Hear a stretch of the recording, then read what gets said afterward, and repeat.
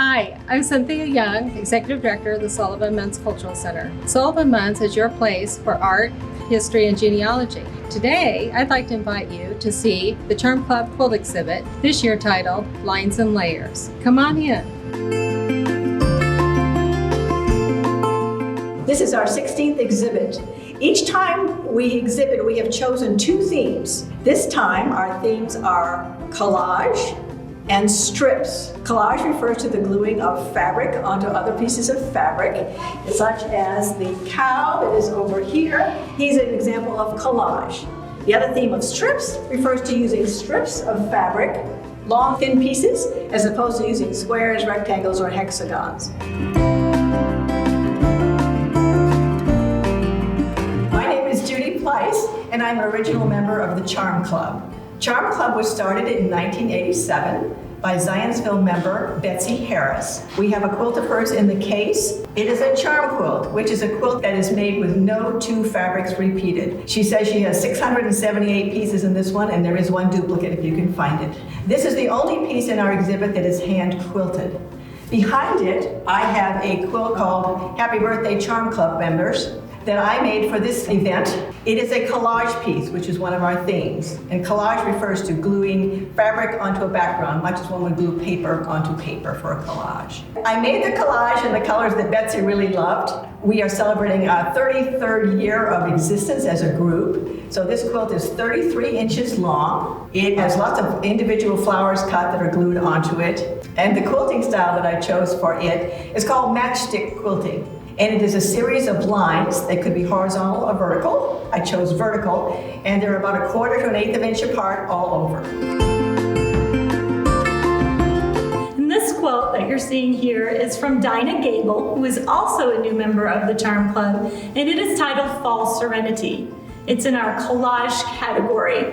And so she has taken a beautiful fall scene and just cut out all of the little shapes. It started as an ugly fabric challenge. In her scrap basket quilt group in Brownsburg, Indiana, they decided to challenge everyone by putting what they thought was an ugly fabric into a brown paper sack and exchanging it with other members. And the fabric that you got out of the sack that you received had to have been used on the front of the quilt. Dinah did not like the fabric that she got in her bag, so she cut it up into teeny tiny little pieces and used it all over this quilt in an ingenious way. You would never even recognize the fabric. These 4 collages are by Kate Lenkowsky. Kate Lenkowsky lives in Bloomington, Indiana. She also was interested in contemporary quilts, so she actually is the author of a book on contemporary quilts. Kate recently has started printmaking, and I think you can see the effect in this. These are 4 collage pieces by Kate. She says that she focused on small areas where there were lines and shapes, creating interesting shapes in her room. Collaging the elements allowed for a variety of textures to be used, while the flattened picture plane, inspired by George Braque's still life paintings, brings the viewer right into the room. On her collages, she has used hand embroidery, drawn ink lines. She has used Korean fabrics, commercial cottons, linen, and printing ink. Is made by Pam Reed, who is another new member of the Charm Club. Pam's been quilting for several years and working at local quilt shops and has become a long arm quilter, which now allows her to quilt a lot of her pieces with her computerized quilting machine. This piece is called My Take, which is Pam's take on our lines theme. She took random fabrics in her collection that seemed to be of no particular project, and she put them together in an improvisational way as she went along. She quilted this piece using a computerized pattern from her long arm machine, and it really enhances the graphic, bold look of these stripes. This quilt that we're seeing now is by Eve Howes, entitled Coneflower. Eve began quilting in 1979 in Johannesburg, South Africa. And in 1985, she came here to Indianapolis, to the Zionsville area. She found a local quilt shop, found instant friendship there. She says the owner was probably agitated at her because she visited every day, but she needed that to help her adjust to living here in the US. So then she moved to Charlotte, which she is a distant member for us. During this pandemic, we've been meeting on Zoom, and so it's been good to be able to see her more frequently. Eve is always a perfectionist, and I think it shows up here in her quilt. She did machine quilted herself, and it is a Melinda Bula class that she began. She said that she had difficulty with the quilting because she used the rayon thread and with the adhesive that she used. But I do believe that her colors are so much like Eve and that it's just perfection as always. I am Anita Hardwick. This is my quilt entry in the collage category. It is called The Cow. I began quilting after I graduated from college, and I needed a job. I just gotten married, and a little quilt shop in Lebanon had an ad that says help wanted, and I said I could do this. And so consequently, my husband of about 3 months said, sure, whatever makes you happy, dear. And now, unfortunately, I've got a whole upstairs studio, and he wondered what kind of a monster he's created. When I was in high school, our teacher had us memorize a poem for speech class. And I can still remember the first stanza. It is by Robert Louis Stevenson, and it is written along the back of the quilt here on the back side. And it is the friendly cow, all red and white, I love with all my heart. She gives me cream with all of her might to eat with apple tart. We have a pasture land, and we've always thought of cow laying in the pasture as just so peaceful. And this is, I believe, the closest I'm going to get with having a cow in the pasture land. I did use glue and steamosine tube to create her. All fabrics that were from home in my scrap bags. This is our strip quilt from Eve House. Eve did the piecing of this quilt, and then she had Laura Davies do the machine quilting. And it is entitled As the Wheels Turn. The design came from a log cabin beads pattern by Cathy featured in the Quilt Sampler magazine in 2014, the spring-summer issue. Eve lives in Charlotte area. She is the president of the Modern Quilt Guild there. Her style, she says she does like modern, and she also likes traditional, as she is also a member of the Traditional Quilt Club in Charlotte. She is a perfectionist. Her strips are very even and very precise. I think that's one thing that really motivates me is seeing Eve's work. All of her fabrics here are from leftovers, she said, from her scrap bag. It is a traditional log cabin block, except the center is off center as opposed to being right in the middle. The white logs are half the size of the brightly colored logs, and that forms the circular motion that appears in this quilt. I love the motion of it, and the quilting, how it accents that motion in this quilt, I think are outstanding. This quilt is made by my granddaughter, Josslyn Massey.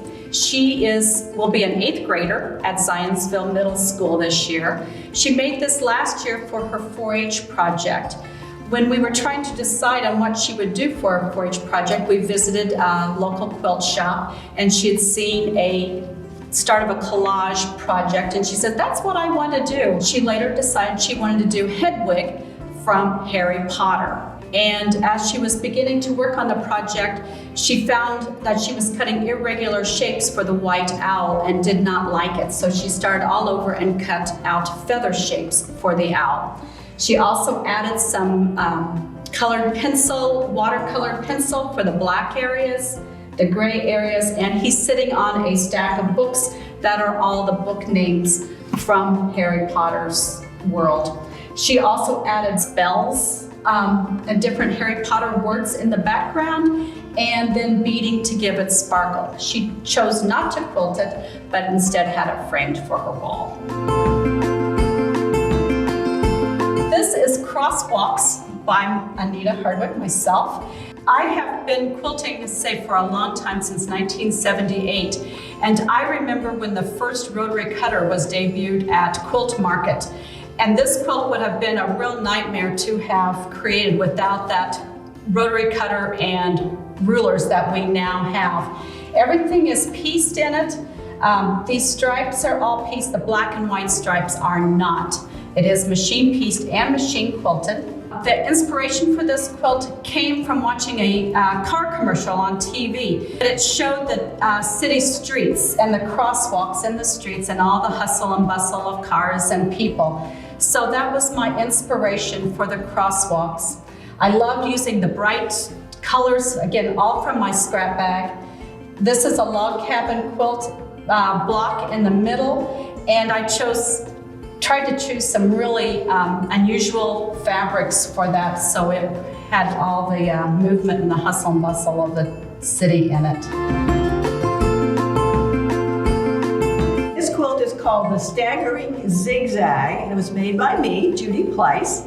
I've taken an interest lately in what's called the modern quilt. Modern quilts are a little strange looking and different. This is from a book called Strip Your Stash by Gudrun Iria, and the pattern is called Bob and Weave.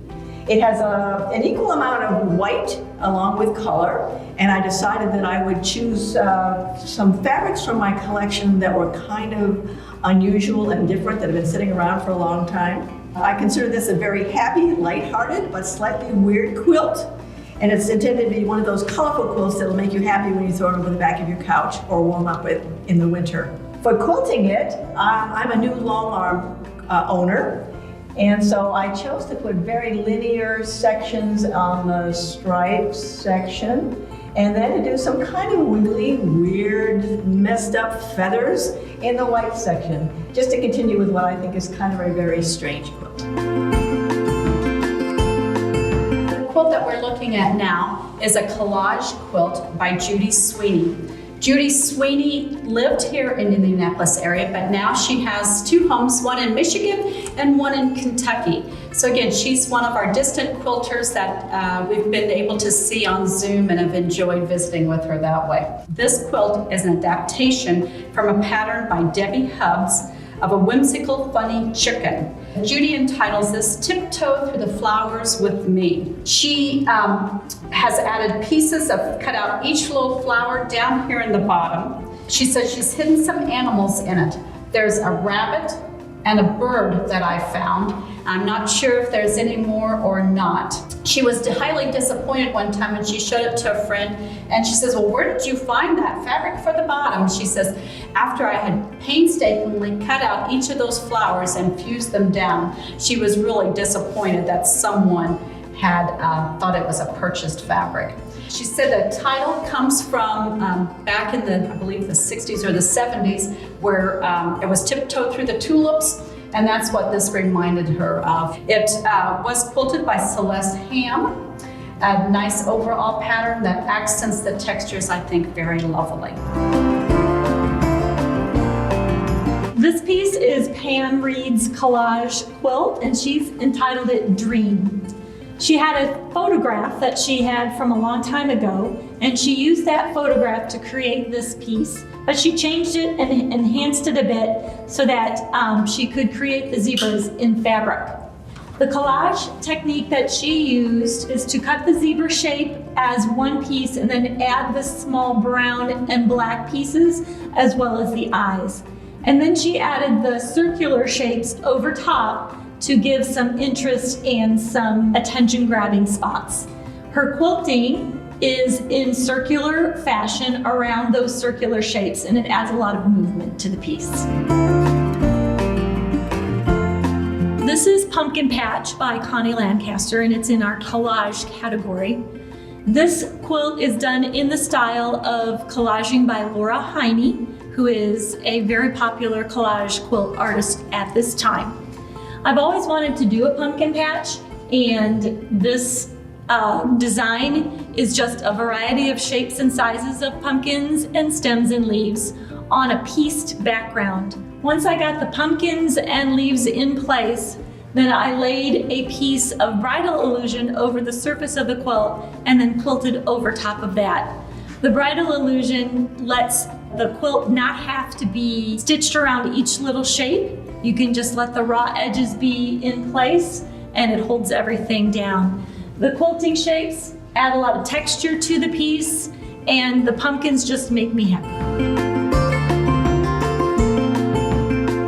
George the Warrior is a quilt by Jane Lee, who is a longtime member of the Charm Club. When Jane was younger, her parents took them to Australia, and one of the articles that went along with them was her mother's treadle sewing machine. And the first gift that Jane's mother bought for her when she got to Singapore in the 1960s was also a sewing machine.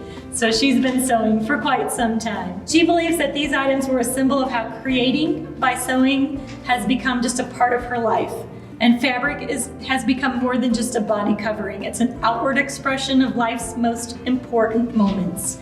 And for Jane, quilting has become an extension of this process. St. George is the patron saint of England. King Harry of England exhausted his men to fight the French on the eve of St. George's Day, according to Shakespeare in Henry V. But Ethiopia also claims St. George as patron. Each church has a designated spot for St. George. And just as the West has particular iconography to explain a particular saint, so too is it that way in Ethiopia. So Jane's piece is collaged, and she's used a lot of different fabrics to do this collage. She's got loose hair on the mane and tail of the horse, and she's got wonderful silver lame for St. George's sword. This quilt is titled Blue Flags. It was made and quilted by me, Judy Pleiss. It is part of the collage category and was my first attempt at using craft glue for gluing down pieces. It was very sticky and very messy. I wasn't wild about it. If you look at it, I then switched to one of the fusible glues that you buy on a roll of paper that you fuse to the back of your fabric. So when you look at the quilt, if you see the edges that are kind of raw and there's little pieces sticking out from it, that's when I did the glue. The edges where the fusible glue was placed as nice and neat. The design was adapted from an iris print that I found on a piece of fabric, and I just adapted it and added some leaves.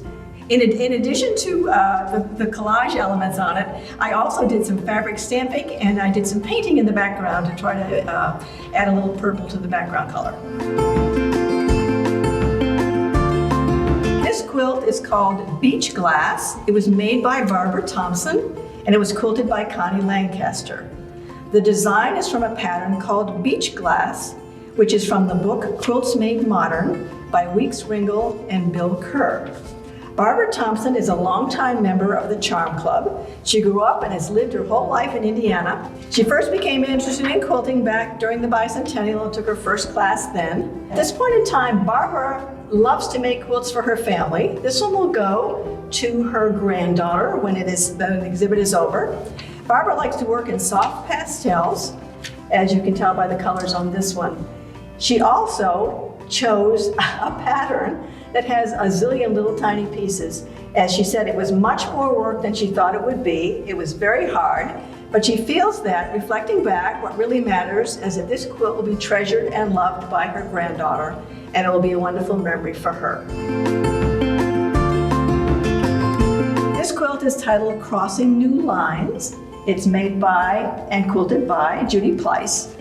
This quilt is in the strip category, and the tiny strips in this quilt, which you can hardly see, are cut from several packages of purchased pre-cut 5-inch squares, popularly known as a charm pack. All of these fabrics were considered background fabrics. The pastel and office paper image fabrics are from a collection called Jot by Indianapolis fabric designer Heather McGivern of Crimson Tate Quilt Store. My goal was to create a quilt in the current modern style. That is, one with minimalism, asymmetry, large negative space, non-traditional use of blocks, and creative use of quilting in the negative space. As a new owner of a long-arm sewing machine, I challenged myself to learn the techniques involved in using rulers to create secondary designs in the background. This quilt by Dinah Gabel is called Misty Pines, and it's in our lines category. Misty Pines is a design from McCall's Quilting magazine, and Dinah made it for her son who lives in Colorado. She was inspired by the mountains and trees there near where he lives. It will go to her son after the show, but Dinah decided she loved this quilt so much she's gonna make another one for herself. Dinah is a long arm machine quilter, and so she did the quilting as well as the piecing on this quilt. There's a lot of variety of quilting motifs that really give life to the trees and the background of the mountains. And in the close-ups, you'll notice that she's enhanced the trees really well with a curvy design. This quilt is by Kate Lenkowsky, and it is titled Night Dreams. It is obviously in the strip category. The design is original, and Kate has used hand embroidery on this quilt to show the phases of the moon, if you look at the top and the bottom up close. She has used both hand-dyed and commercial cottons and silks. This quilt, she says, reflects the anxieties many of us are experiencing this year and the hopes of the dreamer for the return of both internal calm and civility in the public sphere. Kate, very often in her quilts, has a linear quality. She's very influenced by music and by line, and I think this is very evident. This strip quilt is by Judy Sweeney, and it is entitled The Blues. Judy said during this pandemic especially, she works in color periods. So this year she has been doing blues because she said it makes her feel happy. And all of us need to be having a little bit of happy feeling. So that is why she chose blues. It is basically a half square triangle that she has strip pieced, again, from her scraps. She has, though, worked very diligently in getting her lights and her darks in the right places for movement and selecting fabrics that have a good texture to them. It makes for a lovely quilt. Cathy Franks has quilted it and given some other lovely texture to the negative white spaces in there. In this quilt, I like to look at it from a distance and see the overall designs. I can see star shape in the middle. I can see a large square sitting on point. I think that's one thing that you can stand back and really appreciate of a quilt is the overall effect and not necessarily on what you see up close on it. In our lines category, this quilt by Jane Lee is titled Pathways and Poetry. It's her original design, and she's used shibori dyed silk and cotton with hand embroidery. Jane loves to dye the fabric that she uses in her quilts, and she loves to use unusual techniques in a lot of her projects. Right now, she's in the midst of downsizing and moving, so she's discovered that she has far too much fabric and she needed to use some of her stash. And this is what she used to make this quilt. As she worked, the idea of a pathway grew in her mind. Mondays were recite poetry day during Jane's school days. Rather than losing reading time during the weekend, she would learn her poetry as she walked to school about 4 miles. Her poetry book was called Palgrave's Golden Treasury of English Verse. She used that title to inspire her colors in this quilt. She says she still remembers most of the poetry she learned on her walks. My name is Connie Lancaster, and I've been quilting since 1983. I became a professional quilter in 1994, and since then have been a teacher, a lecturer, a workshop leader, a long-arm quilter, and now a shop owner. My shop is Quilts Plus in Lebanon, Indiana. I joined the Charm Club about a year ago, and I have had so much fun and have learned so much from the ladies in the club. This is my piece called Fierce, Fish, and Fowl. The side that you're seeing now is a panel pre-printed with the fish and the birds on it, and I fell in love with this panel. But a panel doesn't fit our theme of lines, so I created a second side of the quilt that does. So this Fierce, Fish, and Fowl panel has been quilted with a lot of intricate quilting in the background and on the birds and fish itself. The second side of this quilt is improvisationally pieced with curvy cut strips that are taken color-wise from the clues in the panel. So I've used turquoises and purples, and then I've also put tiny little insets of yellow, orange, and red. The improvisational piecing was pretty simply done because I cut each piece in a layered fashion and then took away the scraps and sewed the pieces together. The two pieces are quilted independently and then put back to back with the binding holding them together.